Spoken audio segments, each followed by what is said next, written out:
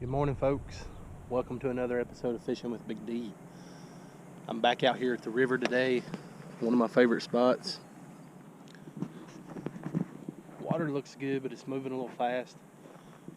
We had a lot of flood issues here lately. Let me show you the parking lot. You can see where the river's jumped the banks. It's washed out a ton of gravel. It's made a big old mess. I mean, it's drugged the water and the gravel all throughout different areas of the property. Like I was saying, you know, we've had a lot of flood and a lot of bad weather. 2 days ago, we just had about 3 inches of snow drop.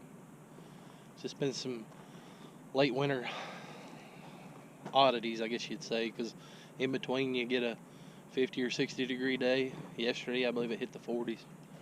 But I thought I'd come out here and try again. Last time I come out here, I didn't really get any bites or anything, but I watch a lot of local fishermen on YouTube as well, and there's a couple down in the Tennessee area that are starting to catch smallies, so I thought I might come out here and see if they're getting a little more active in my area. Let's get suited up and then we'll make our way down to the deepest parts of the river. That's the only spots I'm going to try today, and I'll show you what I'm throwing. Guys, I just wanted you to get a general idea on just how bad it flooded out here a couple of weeks ago, but a little over a month ago as well. But all the way back here is my car in the parking lot, which is a gravel parking lot. I'm probably about, I don't know, 100 yards, something like that. And it's pushed this fine gravel way down this riverbank. Water got all the way up to these trees here. Just a really bad flood. It's kind of wiped out a lot of the places I love to stand and fish when I bank fish this area. And it's kind of recreated the river bottom as well. A lot of this rock I don't believe was quite here, or it wasn't as quite as much of it here as there was last time I'd visited here. It's definitely changed the surroundings. Carved a big old hole out right here. This wasn't here. It didn't come this far back. It's just Mother Nature for you guys. You never know what's going to happen.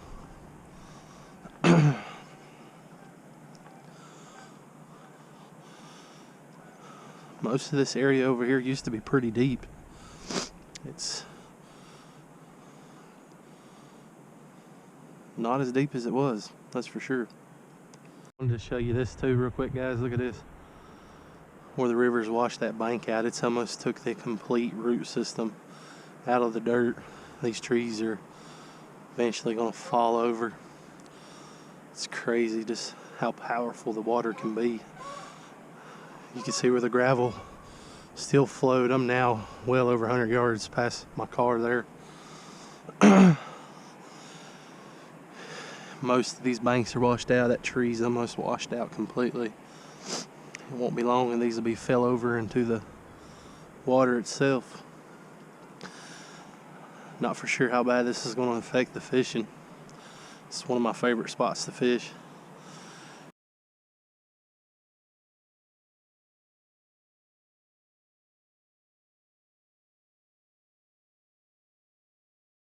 Good morning, guys, and welcome to another episode of Fishing with Big D. Back out here at the ponds, early morning. Beautiful day to fish. Had a little bit of a cold front come through last night. Weather's been warmer most of the week, but we've had a lot of rain. That warm water's been pushed into these ponds, and I feel like it's brought the temp up. And I think we're in the 5th day of spring. These fish should be coming up on the banks, getting ready to bed up and spawn. Should be able to catch some big ones. I'm gonna be using a different method today, just because this water is way up compared to what it normally is. A lot of rains have pushed it at least 3-4 feet higher up on the banks than normal, and I'm going to be fishing a different style today. One of the easiest, most simplest ways that I know how to catch bigger panfish. I'll be using my normal setup as usual for my pole. Right, guys, sorry I didn't catch the hook set, but he hit that one as soon as it touched the water. This feels a little bit nicer. I don't think it's a crappie though. He's fighting pretty good. whatever it is. I mean, he took it straight to the bottom. Didn't let loose. Hey, no, maybe it's his crappie. Oh, man. Gotta be kidding me. Well, guess we won't know on that one. Ended up switching up hook sizes just because some of the bigger ones ain't playing right this moment. And the ones that are playing, just stealing my minnow right off the end, just ripping it clean out of slips. So switched up to a little bit smaller hook with a blood color. Alright guys, let's get back out there and have some fun. Alright, let's see what we got, boys. Finally run across one big enough to pull this float under and get that whole minnow in his mouth. He's fighting near the bottom. Oh, got us a little bass, a little largemouth. Never know what you're gonna catch, but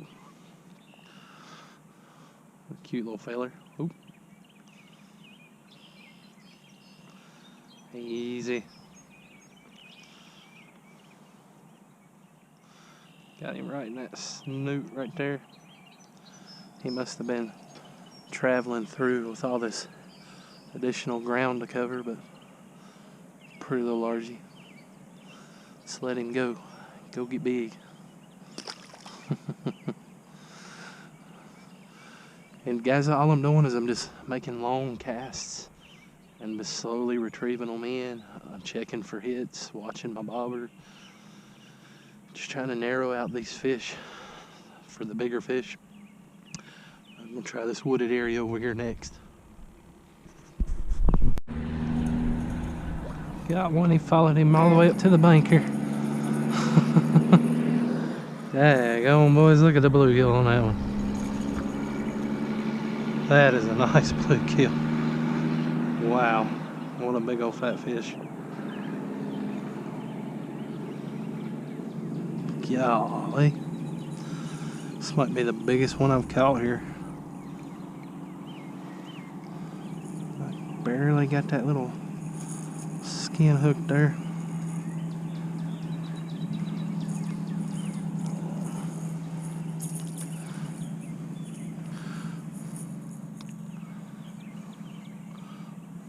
Get him unhooked and I'll show him to you fellers. Look how big that thing is. You can almost lip him like a bass. Let me see if I can get my finger in there. He's trying to get away from me.